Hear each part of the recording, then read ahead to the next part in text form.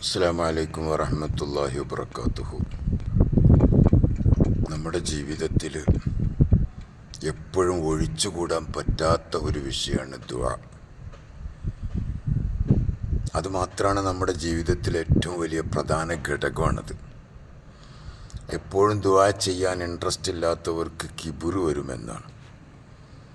റബ്ബിലേക്ക് എപ്പോഴും കൈനീട്ടാൻ കഴിയണം. റബ്ബിലേക്ക് എപ്പോഴും കൈനീട്ടുന്ന വ്യക്തികൾക്ക് ഒരിക്കലും മറ്റൊരുത്തൻ്റെ മുന്നിലേക്ക് കൈനീട്ടേണ്ട ഗതികേട് വരില്ല. അദ്ദുആഉ മുഖുൽ ഇബാദ, അദ്ദുആഉ സിലാഹുൽ മുഅ്മിൻ, അഫ്ളലുദ്ദുആഇ അൽഹംദുലില്ലാ. അൽഹംദുലില്ലാ എന്ന് പറഞ്ഞതും ദുആ തന്നെയാണ്.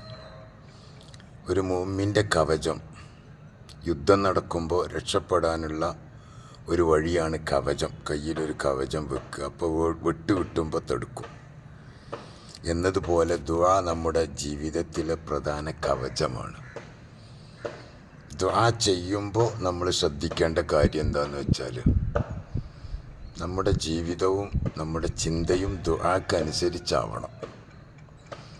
കോഴിക്കോട് റെയിൽവേ സ്റ്റേഷനിൽ നിന്നൊരാൾ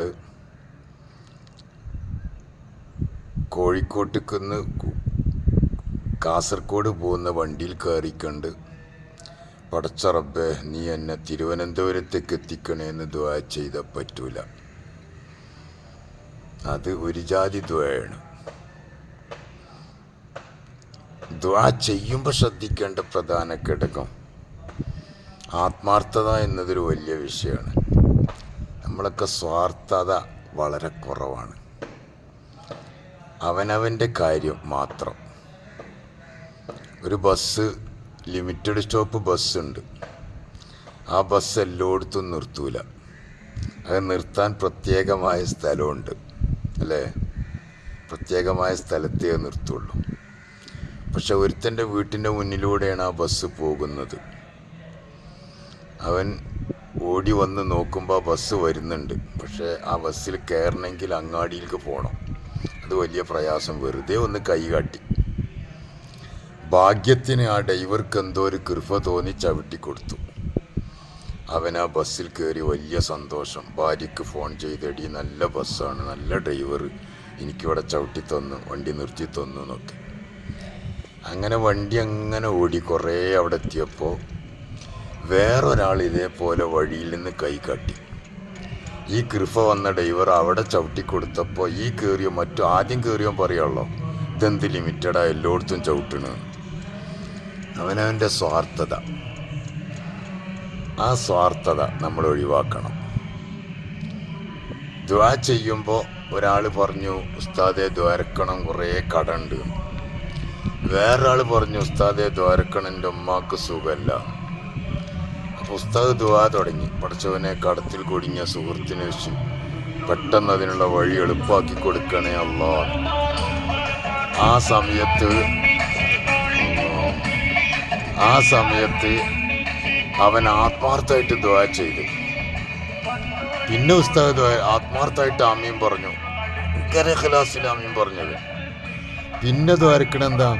ഉസ്താദ് ദ്വാരുന്ന് പഠിച്ചവനെ, ഉമ്മാക്ക് സുഖമില്ലാത്തൊരു സുഹൃത്ത് ദുആ ചെയ്യാൻ പറഞ്ഞിട്ട് ശിഫ നൽകണേ അല്ലാ എന്ന് പറഞ്ഞപ്പോൾ ഈ നേരത്തെ ആമീൻ പറഞ്ഞു, ഇഖ്ലാസോടെ ആമീൻ പറഞ്ഞു, കുഴഞ്ഞ ആമീൻ പറഞ്ഞു. കാരണം ഓൻ്റെ ഉമ്മാക്ക് കുഴപ്പമൊന്നുമില്ല.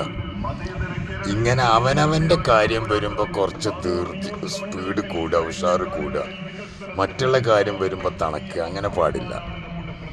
മറ്റുള്ളവർക്ക് വേണ്ടി നമ്മളെക്കാൾ കൂടുതൽ ആത്മാർത്ഥമായിട്ട് ദുആ ചെയ്യുന്നവനുണ്ടോ, അവരുടെ ദുആ അല്ലാഹ് സ്വീകരിക്കും.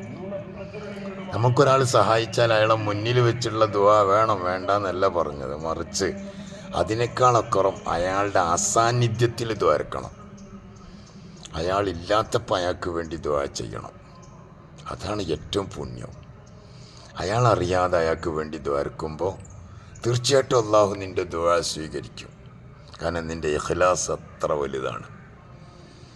ഒരാളെ മുന്നിൽ വെച്ച് ദ്വാരക്കുമ്പോൾ അത്ര ഇഖ്ലാസ് കിട്ടിക്കൊള്ളണമെന്നില്ലല്ലോ.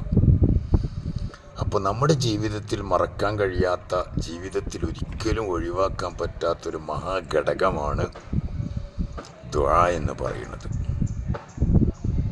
അത് നമ്മൾ ജീവിതത്തിൽ മറക്കരുത്, എപ്പോഴും ഓർക്കണം. എപ്പോഴും അള്ളാഹുവിലേക്ക് കൈ നീട്ടണം.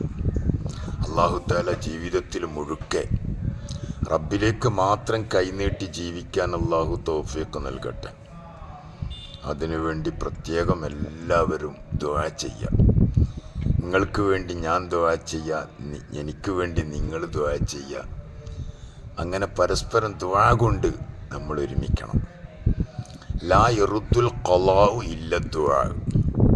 നമുക്കെന്തെങ്കിലും ഒരു മുസീബത്ത് അള്ളാഹു തരാൻ ഉദ്ദേശിച്ചെങ്കിൽ, എന്തെങ്കിലും രോഗം തരാൻ ഉദ്ദേശിച്ചെങ്കിൽ, അല്ലെങ്കിൽ അന്യനാട്ടിലൊരു മരണമാണ് ഉദ്ദേശിച്ചതെങ്കിൽ, അള്ളാഹു കണക്കാക്കിയതെങ്കിൽ, അത് തട്ടിക്കളയൽ ദുആ കൊണ്ടാണെന്ന് റസൂലുള്ളാഹി സ്വല്ലല്ലാഹു അലൈഹി വസല്ലം നമ്മെ പഠിപ്പിച്ചിട്ടുണ്ട്. ലാ യറുദ്ദുൽ ഖളാഉ ഇല്ല ദുആ. ഖളാകൾ തട്ടൽ, നമുക്ക് വിധിച്ച ഖളാ തട്ടൽ ദുആ കൊണ്ടാണ്. അതുകൊണ്ട് ദുആ ഒരിക്കലും നിരുത്സാഹപ്പെടുത്തരുത്. എപ്പോഴൊക്കെ എവിടൊക്കെ മജ്‌ലിസുകളിൽ ദുആ ഉണ്ടോ ആ ദുആയിലൊക്കെ പങ്കെടുക്കണം. ദുആ എന്ന് പറഞ്ഞാൽ കൂട്ടുപ്രാർത്ഥന. കൂട്ടുപ്രാർത്ഥന തെറ്റാണ്. കൂട്ടുപ്രാർത്ഥന എന്ന് പറഞ്ഞാൽ കൂട്ടുവാൻ കൊടുക്കണമാതിരി എല്ലാവരും കൂടി ദ്വാരക്കുക. നമസ്കാരത്തിന് ശേഷമൊക്കെ വഹാബികളൊക്കെ ചെയ്യണതാണ് കൂട്ടുപ്രാർത്ഥന. കൂട്ടുവാൻ കൊടുക്കുമാതിരി എല്ലാവരും ദ്വാരക്കുക, ഓരോരുത്തർ ദ്വാരക്കുക, അവനാൻ്റെ കാര്യം. അങ്ങനെയല്ല, ബഹുവചന പ്രാർത്ഥന. ഒരാൾ ദ്വാരക്കുക, പഠിച്ചോനെ ഞങ്ങളെ പ്രശ്നം പരിഹരിക്കണേ, ഞങ്ങളെ സലാമത്താക്കണേ, ഞങ്ങളെ രക്ഷപ്പെടുത്തണേ. അത് എന്തൊരു അർത്ഥവത്തായ, എന്തൊരു സൗഹാർദ്ദമാണ് ആ ബന്ധം, എന്തൊരു ഗാംഭീര്യമാണത്, എന്തൊരു സന്തോഷമാണത്. ഞങ്ങളെ രക്ഷപ്പെടുത്തണേ. അങ്ങനെയല്ല, ഇയ്യാക്ക നഅ്ബുദു, നിനക്ക് മാത്രം ആരാധിക്കുന്നു, നിന്നോട് മാത്രം ഞങ്ങൾ, എല്ലാം ഞങ്ങളാണ്. നീ എന്ന് പറയലല്ല. നിൻ്റെ കാര്യം സ്വന്തം കാര്യം ദ്വാരക്കുന്നു. പക്ഷേ നല്ല നല്ല ബഹുവചന പ്രാർത്ഥനകൾ നടക്കുന്നിടത്തൊക്കെ നമ്മൾ കൂടണം. വഹാബികളുമായി കൂട്ടുപ്രാർത്ഥന നമ്മളെന്തായാലും ഒഴിവാക്കണം. അവനവൻ ദ്വാരക്കുക. ഒരു മജ്‌ലിസിലിരിക്കുമ്പോൾ അവനവൻ ദ്വാരക്കുക എന്നത് ഒഴിവാക്കണം. അള്ളാഹു നല്ലതൊക്കെ ചെയ്യാനും നല്ലത് ചിന്തിക്കാനും നല്ല അവസരത്തിൽ നീങ്ങാനും ഒക്കെ അള്ളാഹു തൗഫീഖ് നൽകട്ടെ. നിങ്ങളോടൊക്കെ ദുആ വസിയത്തോടെ അസ്സലാമു അലൈക്കും.